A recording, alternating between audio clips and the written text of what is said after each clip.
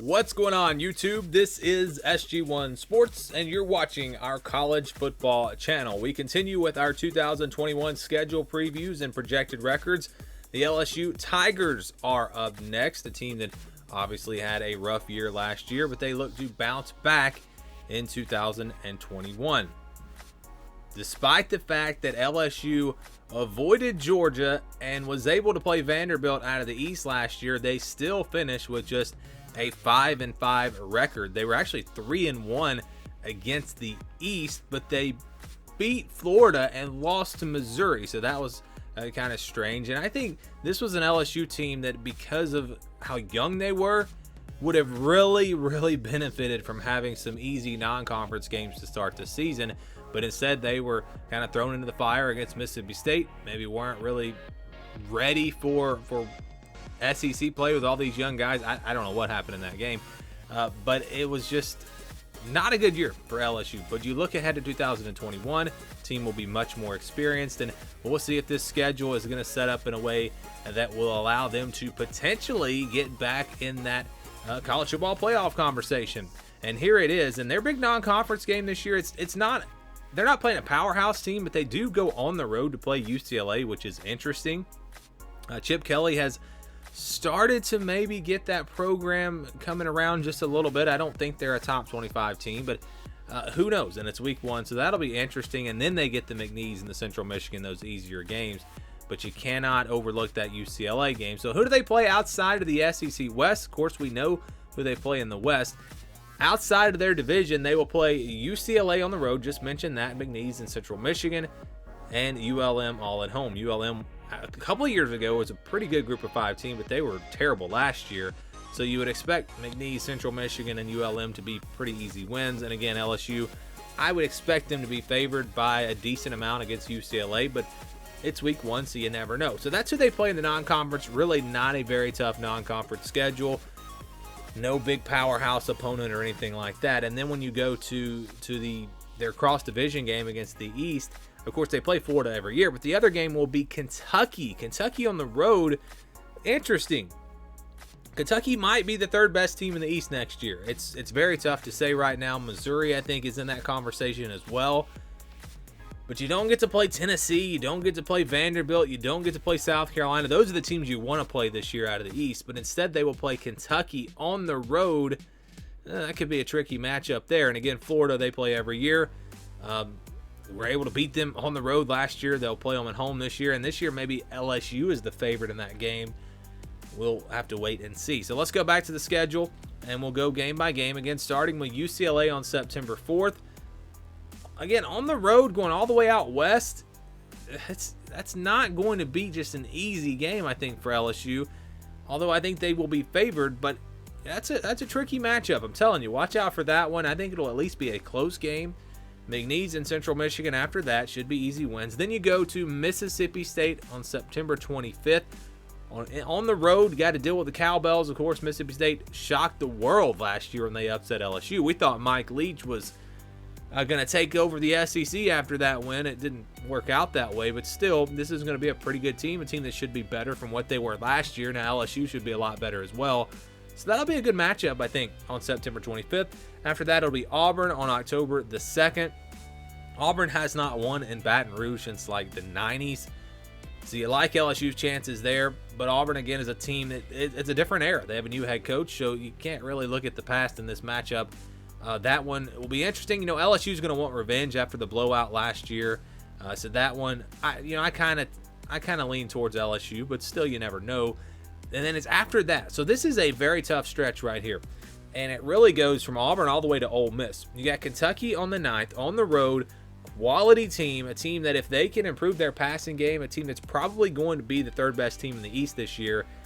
Then it's Florida at home, a team that you know is going to want revenge, and maybe they can pull off the upset this year if it works out that way. I don't know for sure that LSU will be favored. And then it's Ole Miss on October 23rd on the road against that high-powered Lane Kiffin offense. That is a tough stretch, and really you can go all the way back to Mississippi State. It's really a 5-game stretch.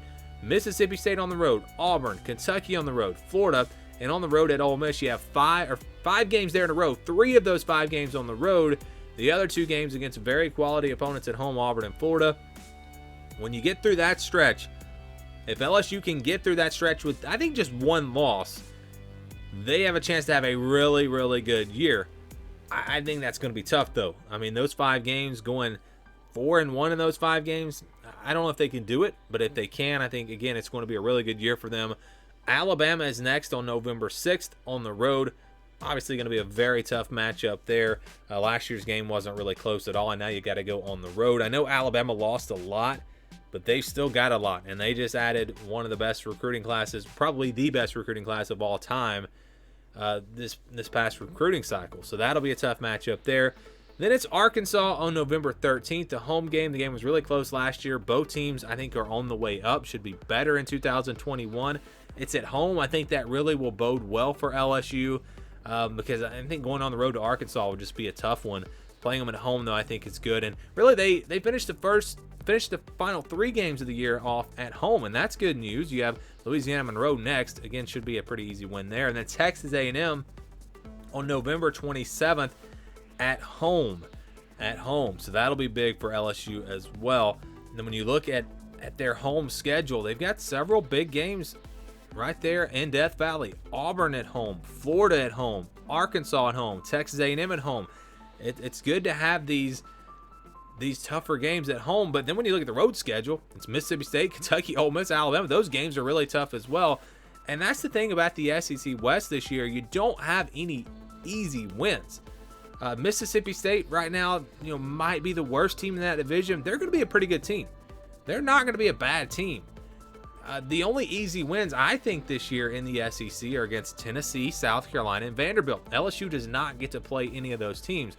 So while the schedule sets up well for them, especially in the non-conference and avoiding Georgia, some big games at home, I like the schedule, but at the same time, there are just so many potential losses on the schedule. It's one of those things where LSU could win pretty much every game, but they could also lose almost every game. How will that play out? I think you're going to see a lot of close games for LSU this year. If they can win those close games, I think it's going to be a really good year for LSU. If you lose those games, it's going to be another disappointing year for LSU. But again, that stretch from Mississippi State to Ole Miss, those 5 games are going to determine how the season will go for LSU. I really believe they will beat UCLA in that opener and start off 3-0. But if they can get through those 5 games, potentially at 4-1, yeah, this is going to be a really good year for them. I think you lose to Alabama after that, and there's an opportunity to go 10-2. And again, 10-2 is a really good year from what they were last year. If you go all the way to 10-2 with all of these difficult games on the schedule, I think that's a really, really good year for LSU. But on the flip side, let's say you lose 3 of those 5 games. Then you lose to Alabama, and then it all starts to unravel. Arkansas is a potential loss. Texas A&M is a potential loss. You could be looking at another year where they're closer to 500. So again, those 5 games, I think, how do they come out of those 5 games? That is going to determine how good of a year 2021 is for LSU. After going 5-5 in 2020, with a schedule that's filled with a bunch of games that could go either way once again in 2021, it is very tough to project what the LSU record will be. And I want to make it clear, this is not an official prediction for me. This is simply a projection based off of this schedule. And this projection might be a good bit different than what my actual prediction is for LSU. So keep that in mind. But again, 5-5 last year. This is the scale that we will use to group these teams together, these opponents together, and give you a percentage chance that LSU will win each matchup. So this is it, 41 to 59%. These are games that are 50-50 games that I think could really go either way, games where the spread would be 3 or 4 points or less. Then you've got your less than 10%, your 10 to 25%, 26 to 40%, the games where LSU is going to be an underdog, then 60 to 74%, 75 to 90% in the games where LSU is going to be favored by more than 90%. So let's go through the schedule, and we'll start with the games I think LSU is going to be favored by more than 90%. Games where I think the spread would be 20 or more. Games that LSU should not lose. It would be a major shock if they were to lose one of these games. So for LSU, we've got 3 of those games. McNeese, Central Michigan, and ULM. Pretty easy wins there, I think, in the non-conference. Nothing that I'm too concerned with. But then when you look at that next group of games, the 75 to 90% range, games where I think LSU is going to be favored by double digits, 14 points, 17 points, somewhere in there. When you look at the schedule, do you see any games where LSU is going to be a clear favorite, should not lose? I don't know if I see anything on this schedule. You look at Mississippi State, and you could compare those teams and say, yeah, LSU clearly better than Mississippi State with what they have coming back. But this is a very conservative approach. And again, this is the difference in a projection and an actual prediction. Mississippi State, when we do this, we have to go back to last year. Mississippi State just beat LSU, plus this game is on the road. So saying that LSU is going to be a big favorite in that game, that's just not how this works. Now, in my personal opinion, I might think LSU is going to win that game by 30 points. I'm not saying I do, but I might think that way. But we have to just look at these factors, and I try to be really conservative with this. And when you do that with LSU, they just don't have any games. UCLA is a game that I thought about putting in this category in the blue. But with the game being week 1 and on the road all the way out west, I don't think LSU is going to be a 14-point favorite in that game. I think it's probably closer to a touchdown. So this schedule for LSU is filled with a lot of purple. And here it is: UCLA, Mississippi State, Auburn, Kentucky, Ole Miss, Arkansas. Now, I think LSU will be favored in all of these games. There's 6 of these games. But I don't think the margin is that big. I don't think they're going to be a double-digit favorite really in any of these games. UCLA, just talked about it, on the road. Mississippi State, you have to go back to last year. Auburn, at home. Remember, Auburn just beat LSU easily last year, but I'm actually going to favor LSU this year because it's at home and Auburn lost a lot. Kentucky's going to be a tough opponent on the road. Ole Miss, tough opponent on the road. Close game last year. Arkansas was a close game last year. So again, you can't really say that when you look at those factors, you can't really give LSU a huge advantage in any of these games. But I do look at what they have coming back, and I compare that to the other teams, and I look at the talent just on the roster. LSU is up there with Alabama and Georgia and Texas A&M in the SEC. Maybe throw Florida in there. When you look at how they recruit, those programs are clearly above everyone else right now. So the talent is there for LSU. And if they don't have injuries and everybody stays healthy and everything, they should be favored, I think, by 6, 7, 8 points in all 6 of these games. That's why they are in purple. Now let's go to the other side of this. Games where LSU, I think, will be an underdog. I think there's only one game where LSU is a clear underdog, and that is November 6th. It's on the road at Alabama. We're putting it in the orange. I think when you look at last year and how easily Alabama won that game, the fact that this year it's on the road, I know LSU fans are going to say they've got a shot in this game and maybe it should be in the yellow. Maybe they're not that big of an underdog. And I would say that it's much closer to 25% than it is to 10%.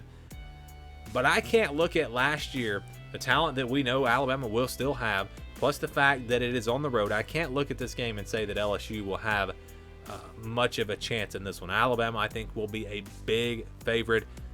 I'm going to put it in the orange. That leaves Florida and Texas A&M, the final 2 games on this schedule, and these are the 2 games that I could really see going either way.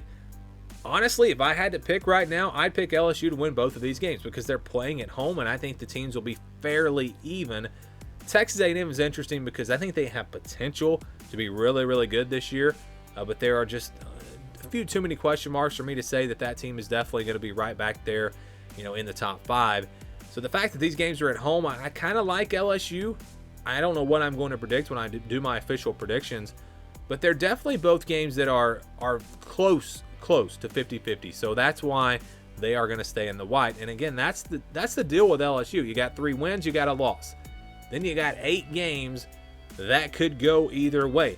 I like LSU's chances in most of these games. I think they're going to be favored in most of these games, but they could lose these games as well. And so when you average out those games, those 8 games, the projected record for LSU comes out to be 8-4. 8-4, the projection for LSU. And again, it's one of those cases where if everything comes together for them, they could be 10-2, I think. I kind of think that's probably about the best case scenario. But if things go like they went last year, this is a team with this schedule that could go 6-6. So I think that projection's pretty fair, right there in the middle at 8-4. Personally, I'll go ahead and tell you right now, I will probably have LSU with a better record than 8-4. I really like what this team has coming back. I think it's probably a 9-3 or 10-2 type team. But again, giving the factors that we use to determine this, the projection for LSU in 2021 is 8-4. Do you agree? Do you disagree? Give me your thoughts down in the comments below. And thank you for watching this video.